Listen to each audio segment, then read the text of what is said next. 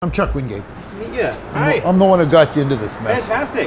Glad to be here. Great to have you here. Looking forward to this. Well, I didn't know if you'd been here before or not, but we thought. I have, but not since all the new additions. So Okay. it'd be nice to Great. see how things have changed. Well, things have changed a lot over the years. Yeah. Quick background is Bethesda Mission's 100 years old this year. I wasn't here that whole time. I might look like it, but I'm not.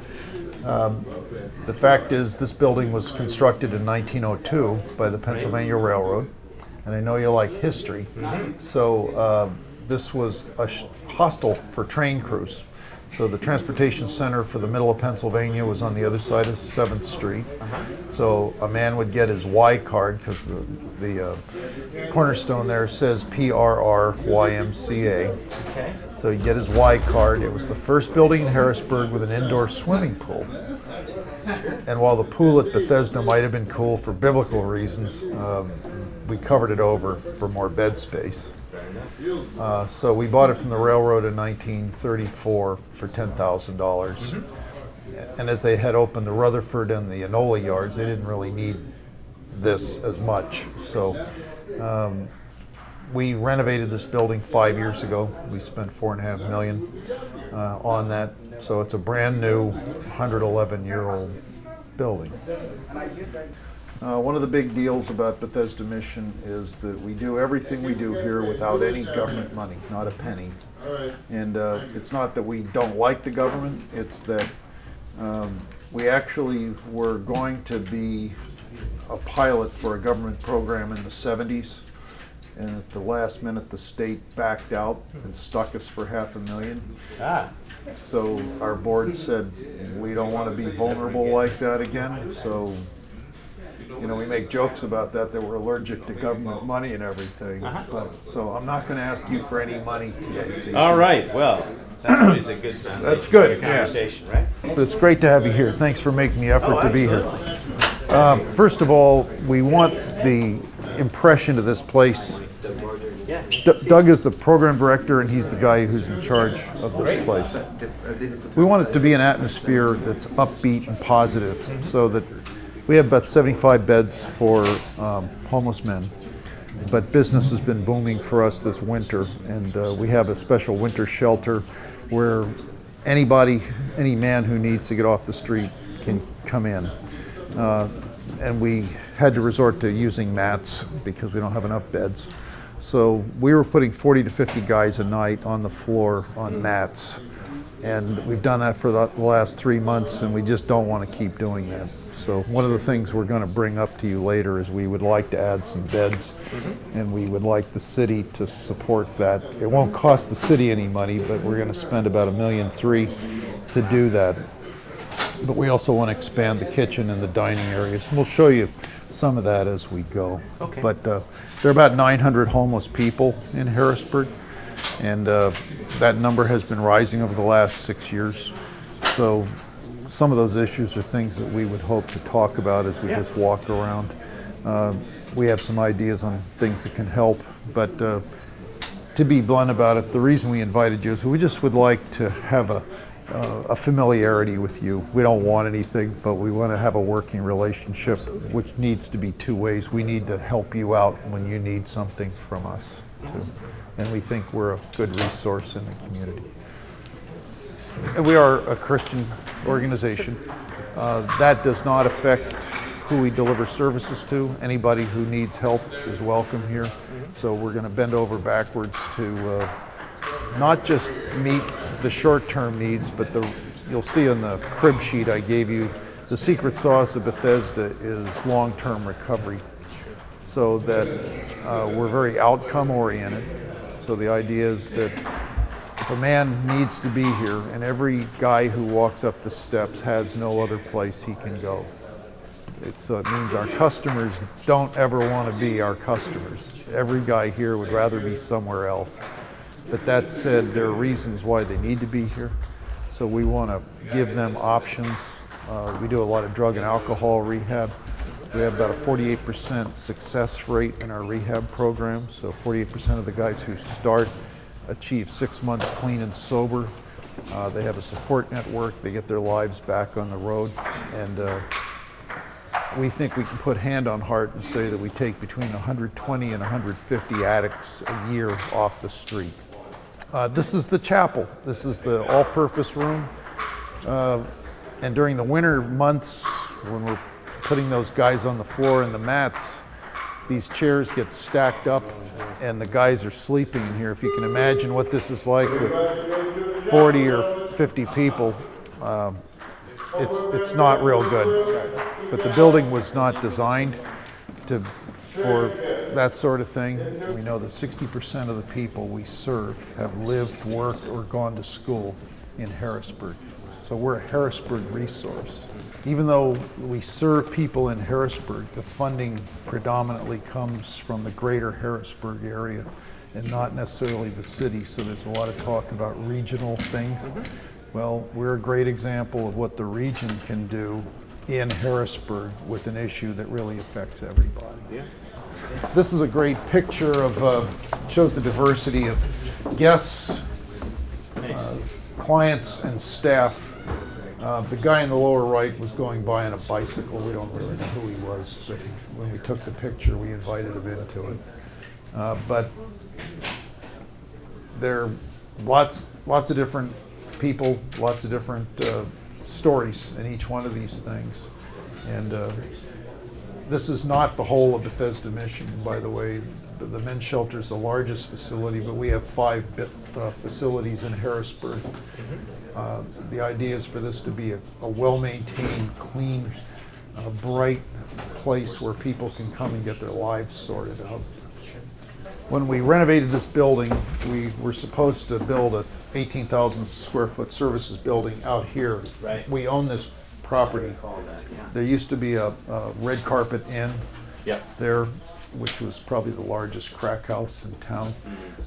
We were able to buy that, but it was unusable. So we tore it down and we leased this to FIA. So we get about $4,000 a month in income from FIA for parking.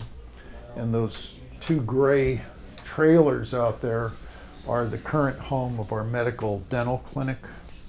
We're great believers in relationships, and relationships have to have synergies. So instead of saying gimme gimme, there's got to be something in it for everybody. So we've operated our medical clinic with Penn State Hershey for the last 24 years.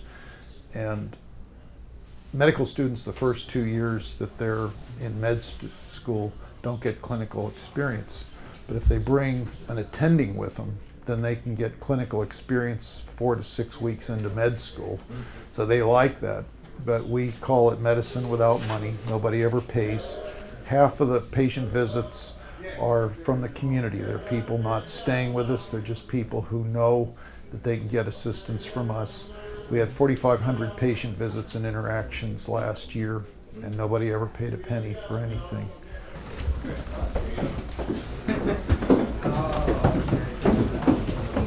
This is our dining room. We are planning to double the size of this. Running outside here is an abandoned street. There are some utilities 35 feet out from this wall that we have to deal with. But otherwise, we can go 20 feet out, expand this, go to round tables, make it a much more welcoming and accommodating place. But we serve about 2,000 meals a week in this room, including a hot dinner, 365, you know. Salvation Army on Green Street does breakfast, and Downtown Daily Bread does lunch. So we don't want to. So you're coordinated. There's no need to duplicate. We also have a long-term desire to come up with what we're calling a day room or a day shelter, because there's still a lot of people on the street in the daytime. They need a place to go. The business owners in Strawberry Square, the Hilton, and all the rest of those folks would really love for something to be done so that these folks are not in the restrooms and everything else. And frankly, when the weather's really cold or the weather's really hot, it's just a human need that we'd like to be able to meet. Can we see what's cooking in the kitchen since we're here? Sure, sure. By the way, all the cooking is done by guests. Okay, guys, what are you cooking today? We got hot dogs and baked beans. Good to see you. Hi. Hi. Nice to meet you. Yeah. So we want to increase the kitchen size. Yeah. Looks like you could use a little more room. Definitely. Yeah. Well, yeah, with me. How many are you expecting for lunch? Probably 50 to 60. And then for dinner we have the soup line for the people out on the streets. And we probably between the soup line and then a regular house, here we have probably over 100, 110 people for supper. 10,000 raisins.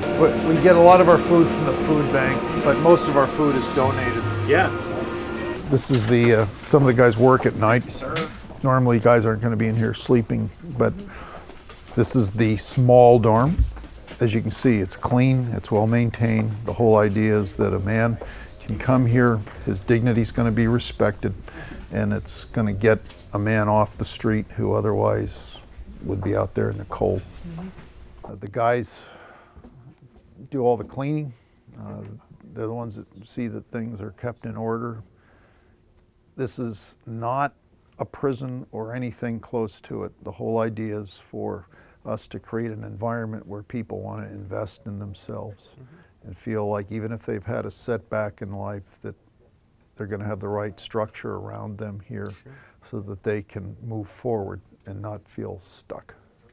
So how long can someone stay? If a guy just walks in, he's going to be able to stay here for 10 or 15 days. And then if he wants to get into one of the programs, we have drug and alcohol programs, we have social services programs. 1 in 4 homeless men in the United States is a veteran of the U.S. military, so homeless vets are a big deal for us. So if they don't have a substance issue and they could go in the social services program, like major medical issues. A lot of homeless folks out there with significant medical problems, so they need a place to be until they work through that medical issue, and then they get placed into some permanent housing somewhere. If it's a guy with a substance issue, then the first phase is 16 weeks in the New Beginnings program. Typically the guy, from the time he walks in the door till he graduates from that, he's probably been with us close to 6 months. And that's where 48% of those guys who start that complete that successfully. The only thing that can get you tossed from here is if you fight, because you're not allowed to fight. If you use illegal drugs or alcohol while you're here, we have no tolerance for that. Everybody understands that you may not use while you're here. And you pretty much just have to get along with people. But other than that, you really have to work at it to get asked to leave. But is there enough of a phase 2 after they're here for 15 days? Are there enough supports in place? Or do you see a lot of people coming back again and again? It depends on the motivation of the person. You know, because we want to give them that opportunity to work the root causes of what got him here. Now, and if a guy does complete the first program, then there's a second phase called Helmsman, which is 6 months. So a guy could stay with us for a total of a year. And then if that's completed and that person still wants to carry on, we have a transitional living facility off of Cameron Street called Trinity House. The building's actually owned by Goodwill. That's 11 beds. And so a guy could be with us for 18 months. And the women's shelter over on 20th Street has 25 permanent beds for women and kids.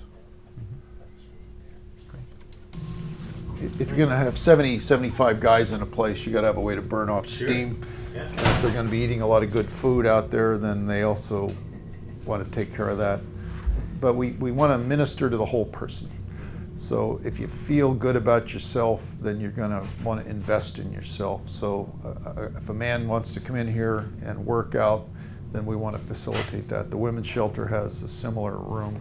You asked me something as we walked. Oh, I asked you, you'd like to expand the number Oh, of yeah, beds. it'll be on Is that. it an extension of the 2 rooms we just were in? Yeah, Or- if you can imagine, you're looking at the front of the building, The east side is the left side as you're looking at the front of the building. So the ground floor would be that expansion of the food services. Right. The next floor up would have more dorm expansion. I see. So And above then the next floor above that. And when we built the medical dental clinic, we discovered that the structure of this 111-year-old building couldn't support adding any more to it. It's already, it meets code and everything. So that new building is brand new steel structure where the steel goes all the way into the ground.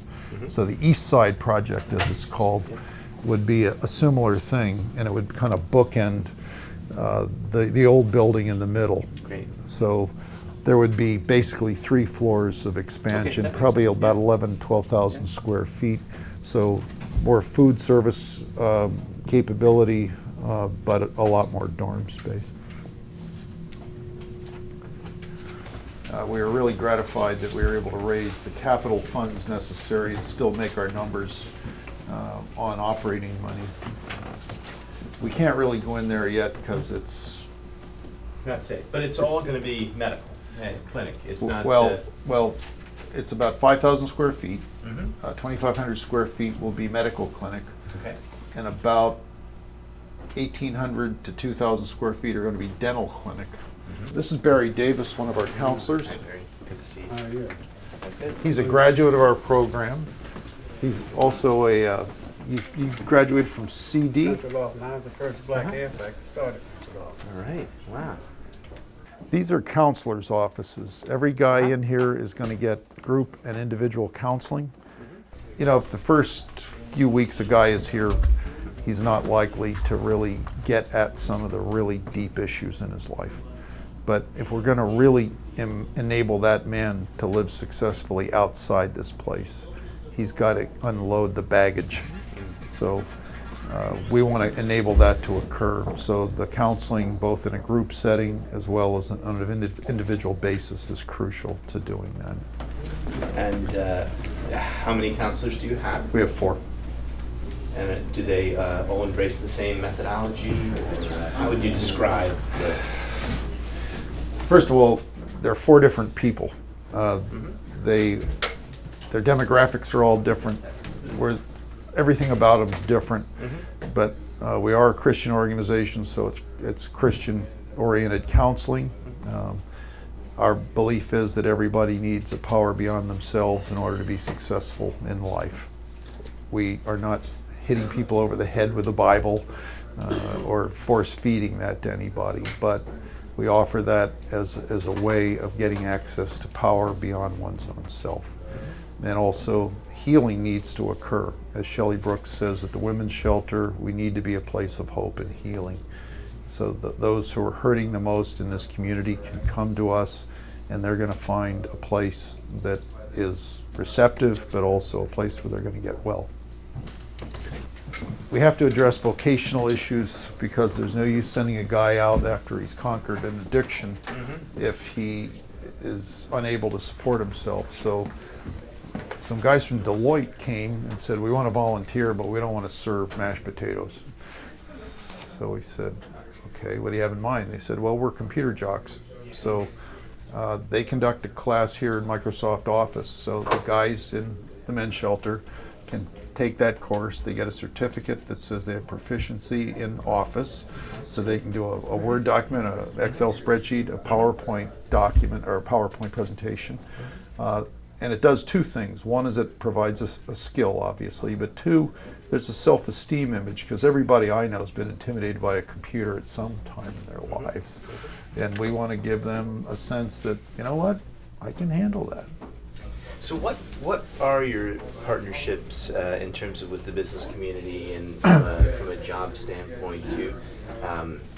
Do you have employers coming on a regular basis and saying, you know, we had this opportunity, do you have someone, or vice versa? It's kind of low pro that way, but we have partnered with HACK as far as guys getting some of the vocational training. It's everything from life skills to getting GEDs and that sort of thing. And I would say most of the job sort of things are really personal linkages that our staff members have, so that somebody who comes through a program with a particular skill set and the there's an employer, let's say, who's looking for somebody like that, but there are some small businesses around the area who, let's just say, they're willing to take a chance. They also understand the need for boundaries. If they get a sense that one of our guys, a graduate of our program, is not doing what he should be, they know the signs. We've often given testing kits to them, so if they want to test and say, hey, I think you're using again, and that can get dealt with. We really believe that giving requisite knowledge on things is the way for our folks to have the tools to be able to deal with the issues that are real. So that's what we do. So there are a lot of classes, they get homework, but some of the things that our guys are going to have to deal with when they leave here are predictable. And the real test of the effectiveness of what we do is how a man does when he leaves here. It's not whether our staff is happy with him while he's here. It's really when he leaves here, is he going to be successful in life? Scott Dunwoody, this is there. Happy to see you. Scott's the guy who raises the money. Yeah. So I was asking, I know a lot of the funding comes from really all over, but can you give me a sense of your major funding partners? Probably 75% come from individual private donors. Yeah. And we get money from foundations, private foundations in the area. And we're blessed in this area with having a lot of foundations who want to help provide assistance to us. We have businesses who provide us some funding, special events. We conduct those as well, and churches are a big part of our contributors as well. So it's, and as you know, obviously I've heard this story over and over again, not a dime of government money at this point. That's just the way we've been operating, and we've been successful doing it that way. That's very impressive. And a whole separate campaign for the addition, I take it, as well. Yeah, that's $1 million for the medical and dental clinic, and it took 2.5 years to raise it all. But we're going to celebrate it here in another few months, so it's a wonderful opportunity. Yeah. How many different churches in the community support you? Know? There's probably, I'll say 150 who are, I'll call them the faithful churches that are consistently helping us. We have about 700 who periodically will help us with a variety of things, not just cash, but food drives and a variety of other things as well. Some of them have community aid boxes, clothing boxes at their church, and all the proceeds go to Bethesda Mission, where we were able to negotiate that with the church. I would say the typical donor is not a rich person. It's a pretty average person. Maybe it's somebody who has a decent income, but you know, we have some people who give us 4 figures a month. We have other people who give us $5, $10. But it's interesting that there's a perception that, one, we're doing something important, and number 2, that we're doing a good enough job to warrant the confidence so people will give to us. And if we mess that up, you know, people aren't going to give to us, and we understand that. The average is about $60. So we're not beholden to any few people who really paved the way for all of us. And I think that's the testimony to what we're doing, that they support what we're about. Now, that of course belongs to Ralph. We had a donation center on that site, which was an old KFC that the feds purchased from us. And the courthouse is supposed to go in here. It's 265,000 square feet, 8-story building that would run from 6th down to 7th, and then back again in an L shape where those trees are. This is our existing dental clinic. We've got about $80,000 in this room in equipment, and for years we dreamed about having the ability to provide dental services to our guests. You can't be healthy if you have a toothache or if you have issues. The dental clinic was a vision of a dentist who wanted to help? A man named Dave Russell up in Millersburg. Yeah. We needed somebody who actually knew the business and who had the contacts to be able to create the vision and then move forward. So we also have volunteer dentists who choose not to come here but will give us services at cost or sometimes free in their own offices. In that case, we see to it that the guest shows up when there's an appointment. And that also, one of the features that makes this whole thing successful is Dr. Russell is able to evaluate each guest, and if another dentist is going to handle that case long term, because the typical guest needs 4 to 5 hours of work, they know what they're getting in terms of a case. You know, the dentist may not want a particular case, so he or she can choose the kind of case that they're ready to take on. That's interesting. But we had an archaic x-ray machine, and Highmark Foundation came in and said, you know, you got to get rid of that dinosaur. So we have this brand new state-of-the-art pantograph x-ray machine. And the first guest who was x-rayed turned out to have a calcified carotid artery that got picked up incidentally when they were looking at his teeth. And it was a life-threatening condition he didn't know about. So it justified itself with the first guest. I've been wanting to take a tour since the addition a few years ago now, and it was nice to get behind the scenes. Perhaps the most disturbing thing you said, which is not your fault, was at the beginning of the tour, which is that homelessness is on the rise. And my question to all of you is, what more can we be doing to make sure that it's not on the rise? And I know what you're doing here, but if you could help advise me on the city as a whole and how we can combat it. Is it simply a reflection of socioeconomic conditions in the wider society, or does it speak to a problem that we have particularly here in Harrisburg? Because we don't want it to be on the rise, we want it to be on the decline. So I think it's fair to say our experience says there are 5 root causes of homelessness. The economy is clearly one of them. The people who live near the edge when the economy is struggling fall over the edge. And if there's something in their past which makes them less competitive in the job market, then that puts that person at a distinct disadvantage. For example, if somebody has a felony conviction, they can't even interview to be a dishwasher at the Hilton if they've had that conviction within the last 7 years.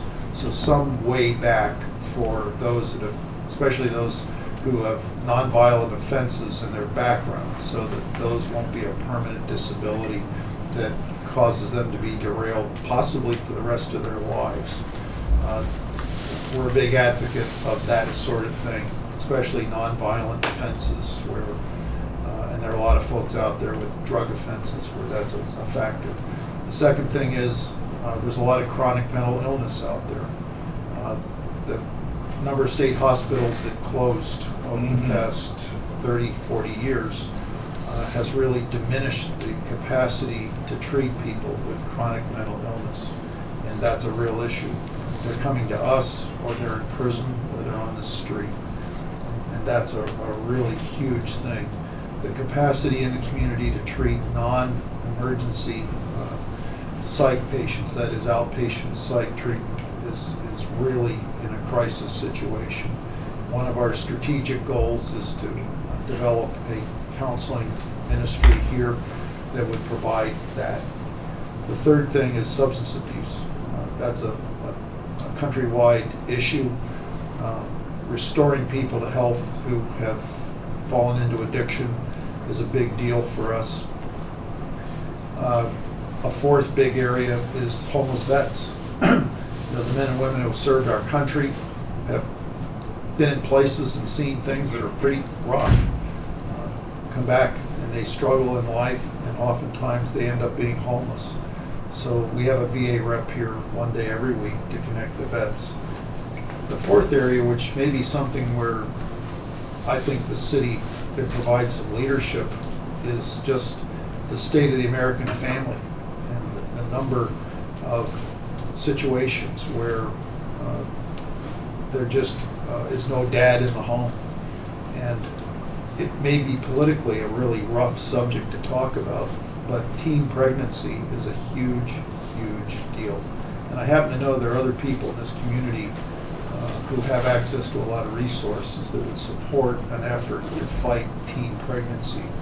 You know, there are on average 100 girls of high school age or younger in Harrisburg at any point in time who are pregnant. So when you have 14 and 15-year-olds having babies and they're struggling to do life themselves, it's hard for them to teach another little person how to do life very well. But these are the tough issues that a community can tackle if it wants to. And we want to be part of that solution and part of formulating a comprehensive plan for healthier families, which are going to lead to a healthier community.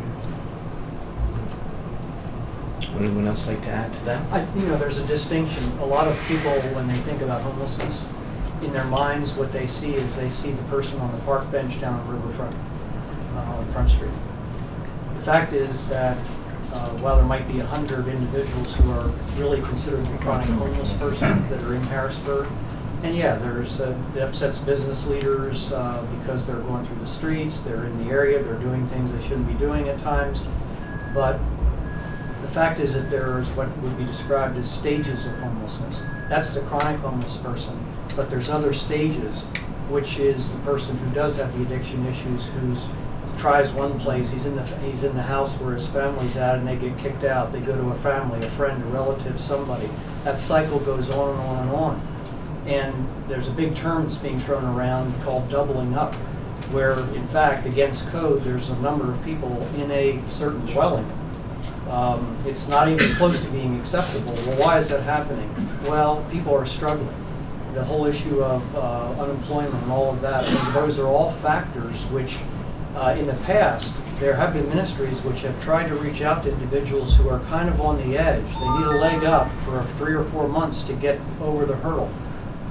What's happening is that's becoming longer and longer and longer. And so I think that what we've been trying to do, along with all the things we're providing the Bethesda Mission, we also have been engaging in conversations with business leaders who want to talk about the issue. How do we deal with that chronic homeless person?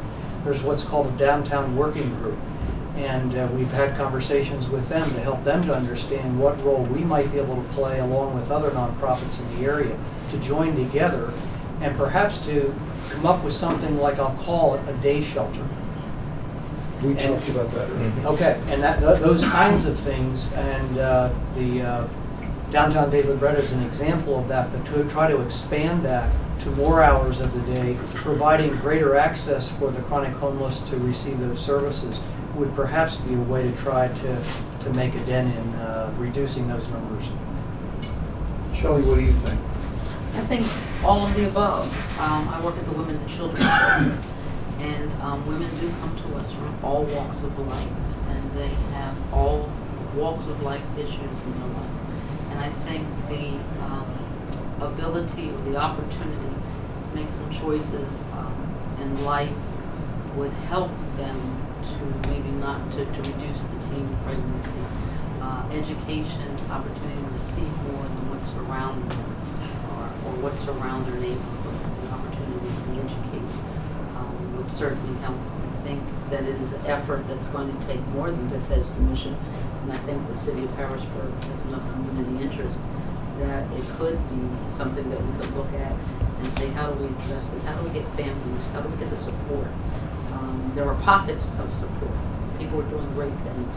How do we get all sort of on the same board, same page to get this? I think for us, our women come to us that are homeless in need of recovery from substance abuse. And often come with mental illness, more so than not. And most of them have lost their children.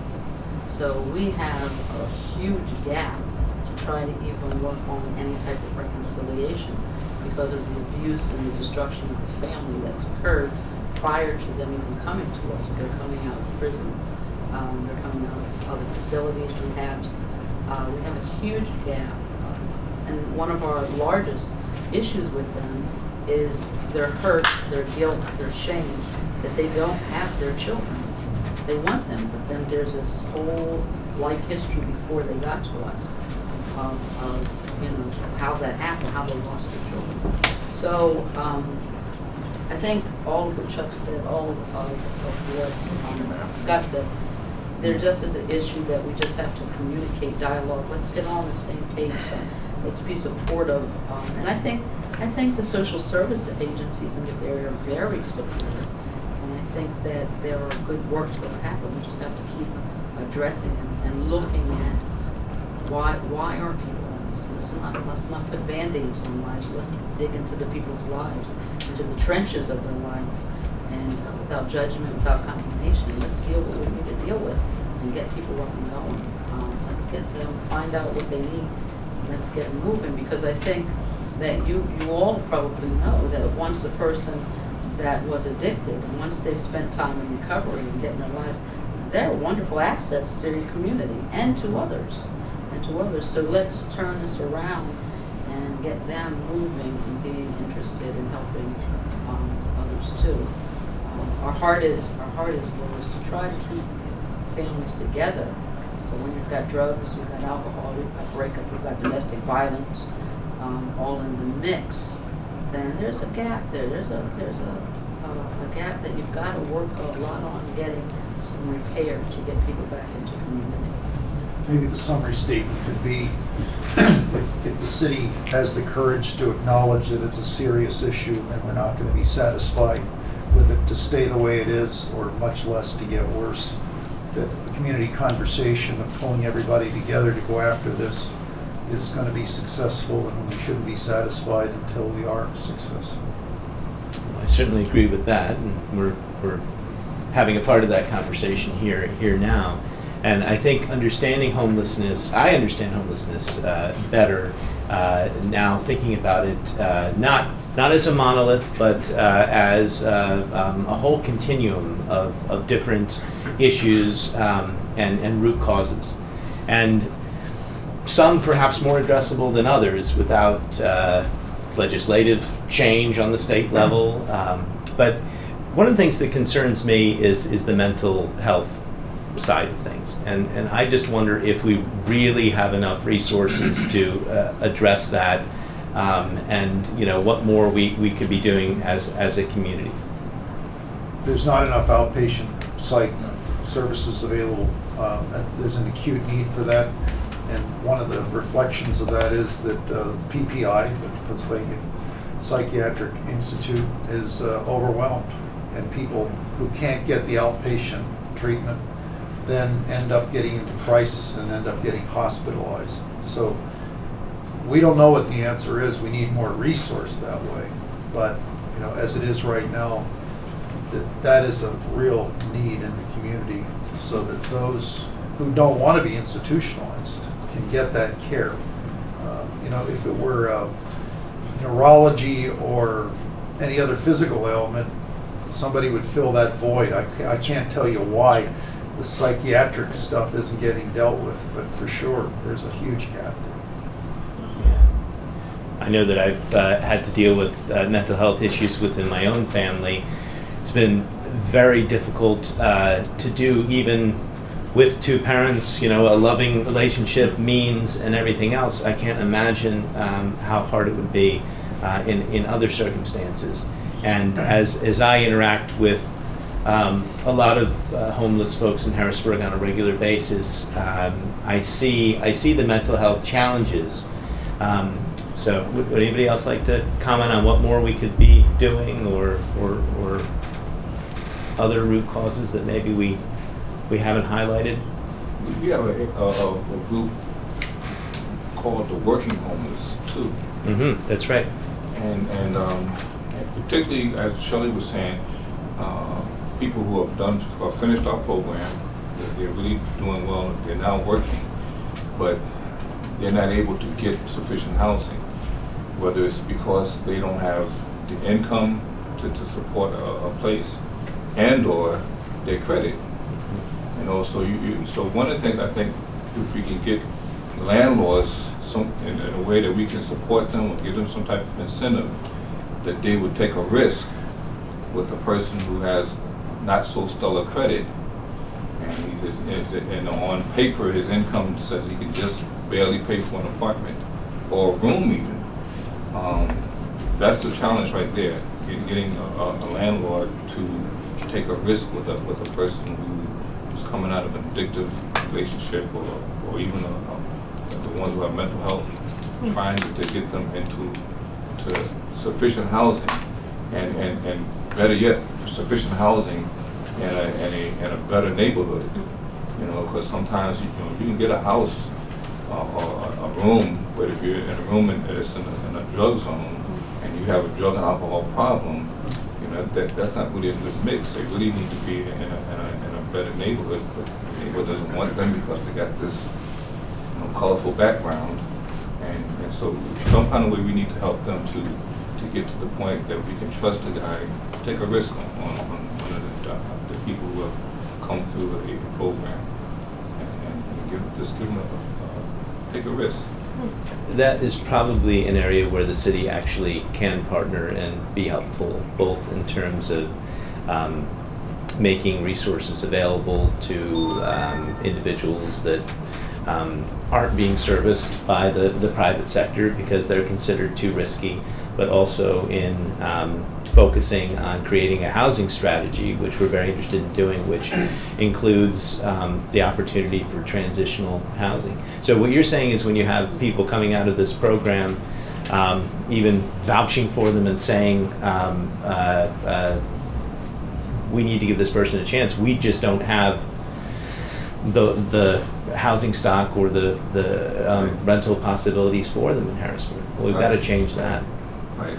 It's getting a little bit better, but for the most part, the landlord in some way or another would just have to have a passion to help. And that's really the bottom line. It comes down to I need to take a risk. Mm-hmm. And taking a risk, you may actually lose income here and there because the person was able to withstand it. So some way or another, and I know we're trying to look at that now with a couple of landlords, that we can partner with them and say something to the effect of we're going to back up this person.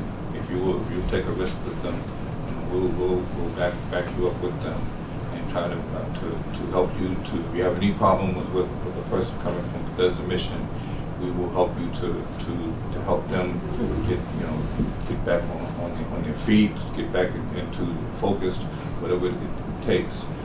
But that's the mission, and one or two landlords who are willing to take a risk. We need. Well, we might be able to work together on that. Right. That's what I'm saying. I would think so. More help like that. And have you considered convening a larger congress of landlords and property owners and giving them the tour here and talked about that? We'd be more than happy to work with you on helping to facilitate that type of program. Are there other ways that you think that we could be working better? Yes. The language we use when we talk about these guys, when we talk about where they're going, they use the word hood, but when you move further up the ladder, it becomes a neighborhood. See, we put these guys in a negative perception of themselves. They come in here feeling worthless, and we keep them in the sphere of feeling worthless about themselves, talking about they're going back to hood. That's what we don't talk about hood. We're going back to a neighborhood. When I grew up in a neighborhood, and they take that first part off and they make it the hood. These guys feel like they're less than already. It's hard to get them up when they say about the jobs and every thing. So we have to get them to a point where they realize that they are of value. Because they are. When I talk to them, when they're coming out of jail, they'll say, well, I just did 5 years and I'm lost. I said, what did you do in jail? They'll say, cook. I said, well, you're a cook, put that on your resume. If you swept down a tier, you're a janitor, put that on your resume. Don't throw any part of your life away because it's of value to you. No matter where you go, you got to take all your life with you. You guys have to learn to realize that they are of value. I'm going to make a statement that the fact is, I think one of the greatest areas where you can make a difference is what you're already doing, and that is to provide the leadership that gives people a sense of what's the direction of Harrisburg. Where are we going? What's okay? What's not okay here? And if something's not okay, then the fact that you want things to be better and you want to facilitate conversation and work on that, I think you've got the ability to steer this community in a direction to be much healthier, and that's exciting. It's a fresh new day in Harrisburg, and I think everybody is maybe gone overboard expecting all the potholes to disappear and everything to be perfect in the space of a couple of months. But you know, the fact is, your leadership, I think, can make a huge difference. The churches need to do their jobs. We need to do our jobs. All the resources in the community needs to be doing what their jobs are. But I think your leadership could also get us to talk to each other more, sit down with each other, and coordinate the resources so we don't duplicate, but rather we coordinate. Well, I certainly agree with that. That is the philosophy of what we're trying to do on a lot of different levels.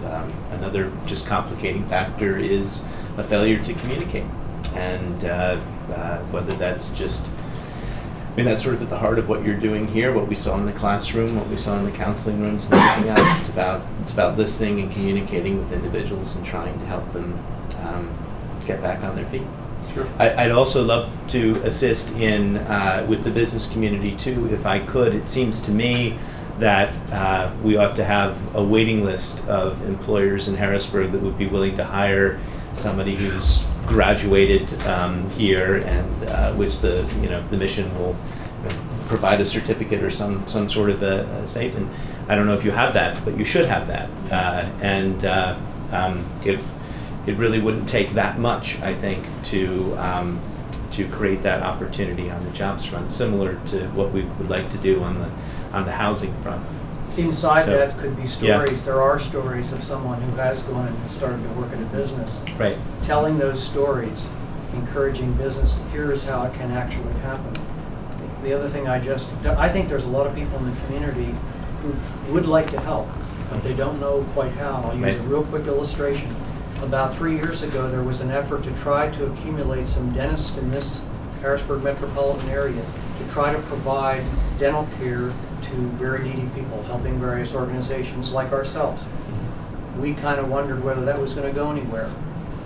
There are 50-some dentists who have signed on the dotted line and said, I am willing to help in some way. Yeah.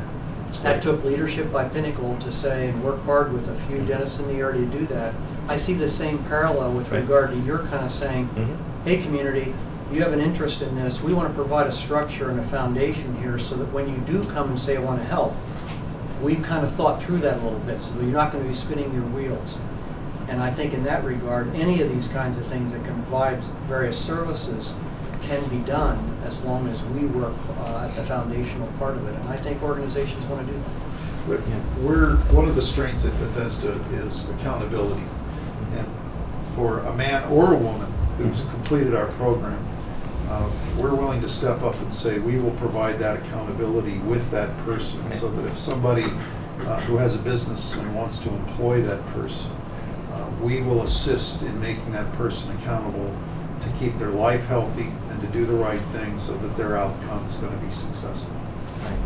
I think that's a really important aspect of what you're doing here, which we need to make more of. Yeah. We're going to try. Good. Well, I want to thank you again for taking me on this tour today, starting the conversation. We're going to continue it, and I appreciate all of your hard work. Thank you. Thank you. Thanks for being here. Thank you.